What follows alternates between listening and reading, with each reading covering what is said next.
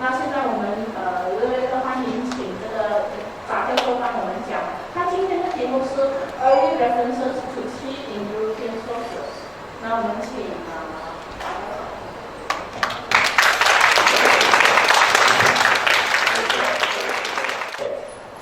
Thank you. Today I'm supposed to give my speech in English, and we will have the translation in Chinese. 谢谢徐老师。今天我用英文演讲，然后有相应的中文翻译。So, good afternoon, everybody. I'm very happy to attend this symposium and that we're able to talk about early references about tea in European sources and just share a few comments on the importance of these references for the study of Chinese tea history. 大家下午好，很高兴来参加此次的研讨会，和大家分享中国茶在欧洲的早期文献材料。希望我的这些相关的资料对研究中国茶文化有一定的意义。So, when famous Venetian merchant Marco Polo came to China, tea drinking was really very common in the country. It was spread in the whole territory among all sources strata. 当著名的威尼斯商人马可波罗来到中国的时候，饮茶习俗在中国已经相当盛行，遍及全国的每寸土地各个阶层。Besides this, it was also common and widely consumed in some of the neighboring countries of the Chinese Empire. 除此之外，茶叶在周边的国家也是非常的盛行，而且享有高知名度，带动了那个饮茶习惯。However, despite the wide diffusion of tea drinking in the lands crossed by Marco Polo, in his travel accounts we find no mention of this beverage. 但是，尽管马可波罗所踏足的这片土地盛行饮茶，我们却没有在他的文献记录当中看到任何关于茶的信息。Only 2.5 centuries after Marco Polo, he was first mentioned in European text, written by another Venetian diplomat and traveler. In fact, in his voluminous Delle Navigazioni e Viaggi, Giovanni Battista Ramuscia collected over 50 memoirs and accounts of journeys and exploration, spanning from the period of the classics to the 16th century. 直到2个半世纪之后，在另外一名威尼斯的外交官和旅行家的记录当中，茶叶才首次出现在欧洲的文字记录里。那个人的名字叫做拉穆西奥。拉穆西奥搜集了跨越古代到16世纪50多本旅行和探险记录，将它们编撰成长篇的记录，叫做《航海旅行记》。So, in the preface of the second of 3 volumes of his work, which was published posthumously in 1559, Ramusio refers to the dinner party he had in the island of Murano, Venice, in the company of a Persian merchant called Haji Mehmed, maybe the Turkish version of the Persian name Haji Muhammad. 在他的3卷本的第2卷序言当中，这个3卷本的话呢是与拉穆西奥去世之后，在1559年出版的。在他的序言当中呢，拉穆西奥提到他在威尼斯的一个穆拉诺岛参加了晚宴，然后一起出席的有一位带去了大批大黄到威尼斯，名字叫做哈吉穆罕默德的波斯商人。So, after they had dinner together, Measure started talking about what he saw in China. 在宴会当中，这位哈吉穆罕默德讲述了他本人在中国的故事。So he said, he told me that over Katai, the name of China for ancient time, they made use of another plant, or rather of its leaves. This is called by those people Chai Katai, and grows in the district of Katai, which is called Kacang Fu, Sichuan. 在记录当中，拉姆西奥描述到说，这个商人告诉我，中国人使用一种植物，或者更确切的说，使用植物的介子，称它为叫做卡柴卡泰。这个其实现在翻译过来就是叫做中国茶。茶叶产自河中府，是说在一个四川的地方。And then he went on saying, 1 or 2 cups of this decoction taken on an empty stomach removes fever, headache, stomachache, pain in the side and all in the joints. 他说到取一些干茶叶或者是鲜茶叶，然后用水煮开，空腹喝1-2杯，重点是要趁热喝，可以治疗发热、口痛、胃痛、头痛、关节炎等等毛病。Then again, says, those people of Katai do say, if in other parts of the world, Persia or the country of the Franks, of course, people only knew of it, there is no doubt that Merchants will cease altogether to buy rhubarb.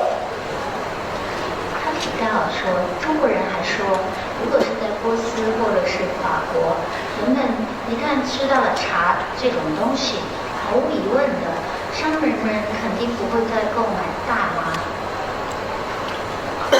So, as Haji Muhammad wisely predicted, in the following centuries, after tea became known to the European merchant, it really took the place of rhubarb and the most important goods in China. 正如哈吉默默的明智的预言，在之后的几个世纪里，自从被欧洲商人得知之后，茶叶的确取代了大黄，成为从中国进口的最重要的商品之一。So, by the time Ramusha collected this second-hand information about tea brought to Venice by Persian merchants, the Portuguese had already sailed around the Cape of Good Hope and started to trade in Eastern teas. 在拉姆西奥从旅行到威尼斯的这个波斯商人那边搜集有关于茶的二手资料的时候，葡萄牙人已经开始航行好望角，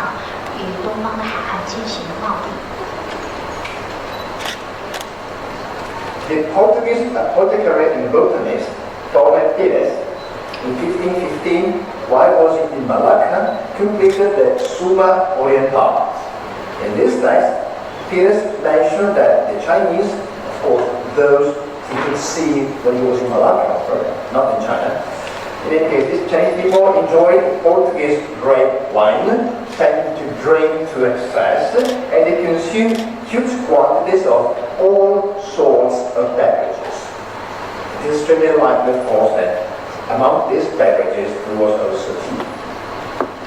葡萄牙药材商、植物学家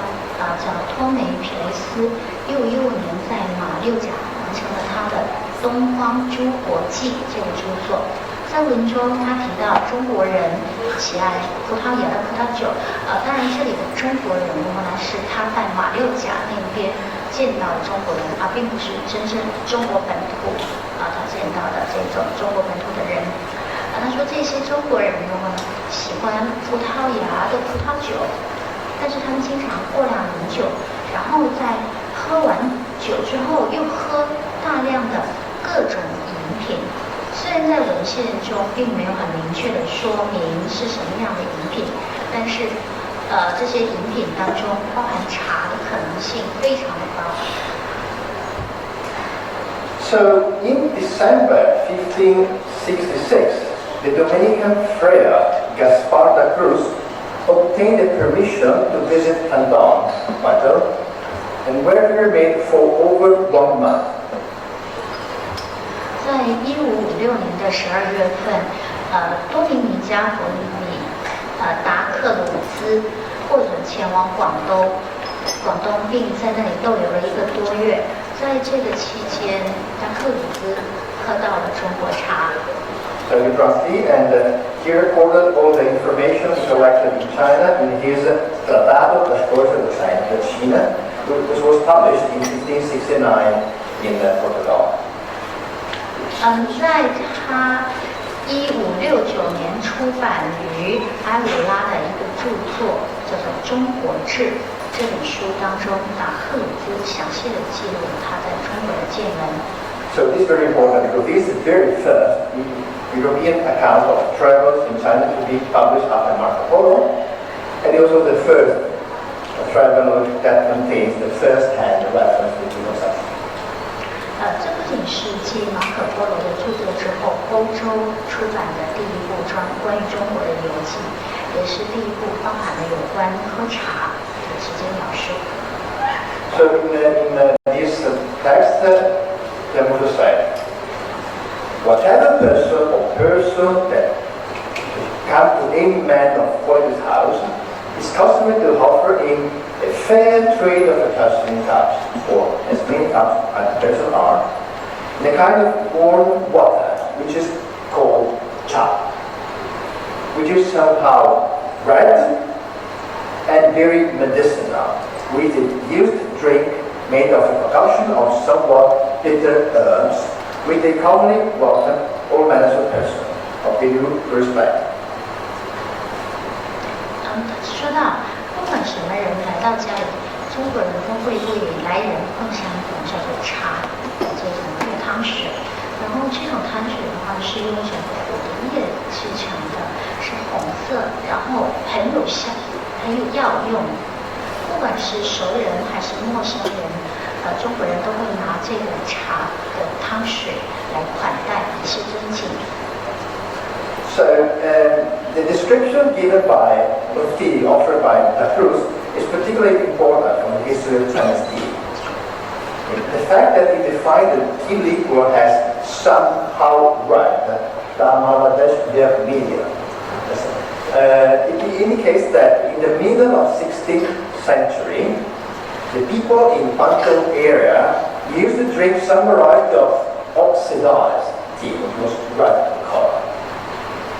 当赫鲁兹对茶的描述，在中国茶史上面应该是尤为重要的。他描述茶汤的颜色为某种红色，这表明说，在16世纪中期，广东这一带的人经常饮用人类已经经过氧化的茶，所以才会呈现红色。这也恰恰是对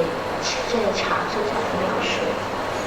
So this appears to be actually earliest concrete reference to the use of this kind of oxidized tea, as all the treatises written in China in the same period were all written by authors native or resident in the Jiangnan area and deal almost exclusively with green tea. 为什么我们说这正好是对这一类茶最早的具体描述呢？因为在同时期的中国，有关于茶叶的论述，它的作者基本上都是本土人士，或者是居住在江南一带的人，而且他们记录里面的茶类无一例外，全部都是绿茶。So, in the 1555, the Portuguese merchant and surgeon Luis de Almeida joined the Society of Jesus in Japan. 在1540年，耶稣会成立，然后有许多的传教士就从葡萄牙出发，到远东去执行传教的任务。So, in a letter written in 1565, Luis de Almeida provided the first-hand description of the equipment used to prepare tea in Japan. 在1555年，葡萄牙的商人和外科医生，这是同一个人，路易斯的阿尔梅达，他在1565年的一次信件当中描述了日本的相关的泡茶还有茶具。He also described the formal ceremony to which he had been invited by Japanese merchants who had converted to Christianity. 日茶的相关信息第一次被介绍到西班牙，然后再来西班牙。他还描述了印一位皈依了基督教的日本人跟前参加了一场正式的茶会。So, sorry, the letter. A the term used in this text was cha. 我们可以看到，在信件当中，他用到的那个红色画线的这个物质就是茶。And the text was, the lecture by Jamaica was included in the text by Manuel da Costa, who eventually was published in Latin version by Giovanni Piero Maffei in 1571. 这个阿尔梅达的信件被收录在达科斯塔的一个著作当中，然后这个作品的话呢，在1571年又由乔瓦尼皮耶罗马菲在一个拉丁的一个语言当中用拉丁语又出版的另外一个书。Anyway, while Jesuits were able to send detailed information on the art of tea in Japan from the mid-16th century onward, there was still little information about the consumption of tea in China. 从16世纪中期开始，当然耶稣会的这个教士可以能把日本的茶道艺术细节相关传递的时候的话，在中国却仍然很少有关于这个饮品的记录。Because by that time, no foreign people was able to go to China apart from just the case mentioned of Beverage. 因为那个时候其实是很少有外国人有机会到中国来，比方说我们提到的有法国。So this, after Gaspar Cruz, the second European to travel in China and to write about his personal tea drinking experience was another friar, Augustinian friar called Martin Dalada. 继达克鲁兹之后，第二个到中国记录下他自己饮茶记录、饮茶历史经历的这个欧洲人是奥古斯丁修会修士马丁德拉达。So in 1575, the Spanish governor of the Philippines placed the Rada at the head of a small delegation traveling to the coastal province of Fujian with the hope of being able to establish a base there as the Portuguese has done in Macau. 1575年，西班牙在菲律宾总督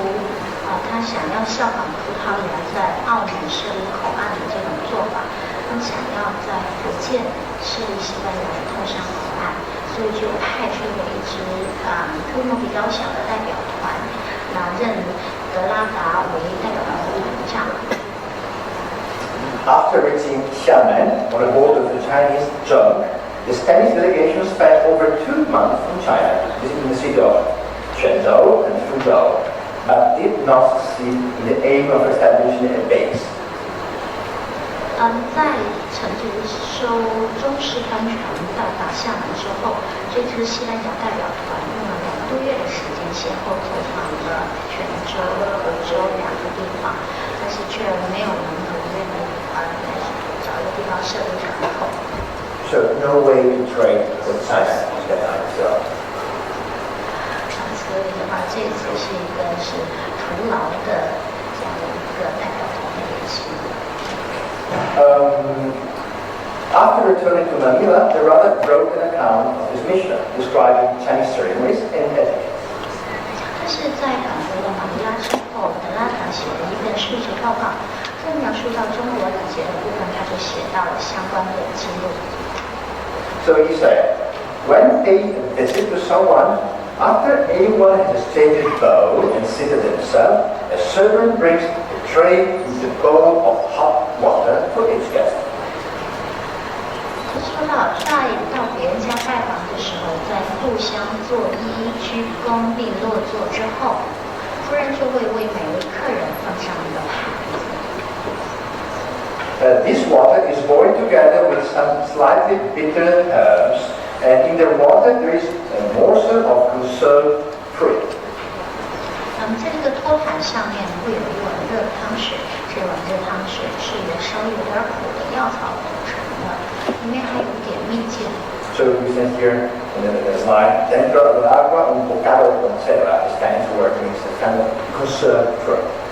你看到这个划线的地方，就是用西班牙语说明的，就是这个蜜饯。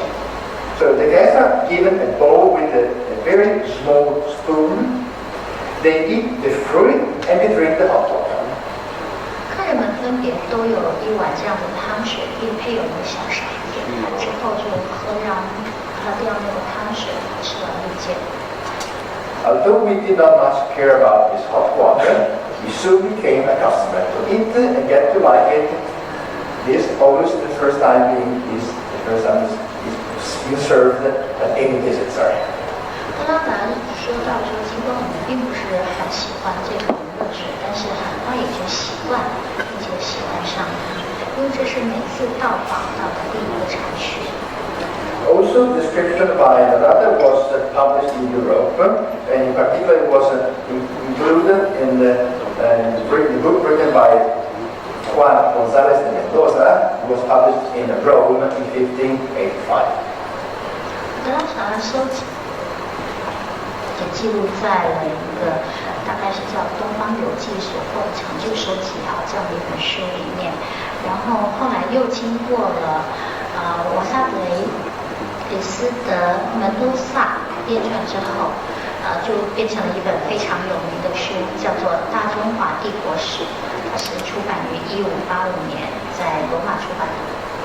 The description of tea drinking given by Mendoza was translated into English, French, and German, and it was the very first reference to Chinese tea in these languages. 书里门多萨关于中国喝茶部分的内容被翻译成了多种语言，有英语、法语、德语等等。那么也是正是在这些语言里面第一次看到的有关于茶语的记录。So the description of this custom of serving guests tea containing some conserved fruit, a sign given by the runner, reveals that this was actually the most common way that tea was served to guests in the Middle East. 德拉达在书中记录了给客人奉上这种加了蜜饯水果的这种饮茶的习俗，实际上反映了在明朝客来奉茶的这种普遍做法。This kind of custom was also observed by other Europeans who came to China. The famous Italian Jesuit missionary Matteo Ricci entered in China in 1584, founded the first mission in Zhangzhou, western Guangzhou. 这个克莱奉茶的这样的一个习俗的话呢，也被其他来到中国的欧洲人注意到了。著名的意大利耶稣会传教士利玛窦，他于1584年来到中国，并在广州的西部肇庆成立了第一家耶稣会传教院。In a number of letters sent to inform his superior and other members of the society about the progress of the mission to China, Ricci mentioned the consumption of tea during the course of his visit to official and other eminent personages, but he does not go into details. 在他写给耶稣会上级和耶稣会成员的无数的信件当中，利玛窦详细汇报了自己在中国的任务进展情况，也都提及到了每当去官员或者乡绅名流家屋的时候，他都有这种饮茶的习俗，但是对这些饮茶的习惯并没有进行详细的描述。So, the fact that there is no detailed description might suggest that his correspondents were very well aware of this custom and would not require any further explanation. 所以，1608年这时候，他就开始编撰自己耶稣会与天主教经的生活史，这就是后来我们所熟知的叫做《利玛窦中国札记》，完整的讲述了他在中国的见闻。So 1608,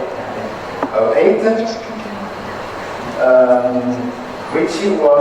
the text was then translated in text by Ricci, wrote in 1608, was translated in Latin by Nicolas Trédot and first published in Ansburg in 1615. 在利玛窦编著完他的这一本书，1608年编著完之后，然后这本书传入欧洲，然后被尼古拉斯金尼格译为了拉丁文，并且以他自己的名字在1615年有出版了。So, in his book, he is discussed in 2 places. The first of the 5 books making his work. 在他的这本书里面分为了5卷，然后在第1卷的2个地方，他都提到茶。So he said, they pick the leaves in spring, then place them in the shade to dry. The leaves are used in a concoction with water and is very popular because it is delicious taste and because it improves mood and digestion. 在里面描述到说，春天他们把茶叶采下来，放在阴凉处阴干，用干叶子加水煮成茶水。因为茶水非常的美味，有助于消化，又可以使人心情愉悦，因此非常的盛行。Then the second part he says, as soon as everyone is seated, just describing the way he is a servant wearing long robes come to the table, bringing a tray holding a number of cups of that decoction of cha that I described in the second chapter. 然后他在第2处又记录到说，当所有人都坐下来之后，一个穿着长袍的仆人就会端着托盘走到桌边，托盘上面放着几杯茶水，这些我在前面的章节都已经有描述过。And here is the interesting part. The cup also contains some dried fruit or sweet conserve, along with the small silver spoon and other elegant implements that we use to eat the fruit. 在描述中，他又说到说，这些杯子里面也放着蜜饯或者是干果，还有一根小零食或者是其他非常优雅的工具，用来吃这些水果蜜饯。So, the description given by Ritchie reveals his personal experience of the drinking. It concedes completely the description given by Martin Berada, and he also showed that he was very well aware of the description of the given by the missionary who were in Japan. 利玛窦对中国茶的描述反映了他个人的一个饮茶经历。那我们通过他的个人茶经历，发现他其实与德拉德的描述是不谋而合的。利玛窦也通过在日本的传教士的一个记录，了解了对茶有了进一步的了解。I will add a few words to this, and this is very important because, again, if we just refer to the text written in China in that period, you will not find references to the use of fruit in tea, or you find it only when you want to criticize it. 这样子的话，对我们的一个中国茶史的研究也是很有意义的，因为在同时期的茶叶相关的记录当中，在中国相关的茶叶记录当中，你会发现里面其实并没有提及到任何加水果或者蜜饯这样的一个过程。Or when they mention this habit, it is only to say that this habit is bad. 或者是当时如果有人提到说这种加水果蜜饯的这样的一个行为的时候，他们也会认为说这是不好的行为。But as we can know from this, and also from some other description given by some Chinese texts, actually, it was very popular at that time. 但是我们从这些文献当中可以看出来，其实这是在当时很盛行的一种做法，很普遍的做法。So I think that these materials are very helpful for the study of Chinese culture, as they are quite different to what you can find in Chinese sources. 这也就是为什么我特别准备这样的一个材料来讲。我觉得在相应同时期的中国材料当中，我们很难看到相关的描述，而在西方欧洲的这些记录当中，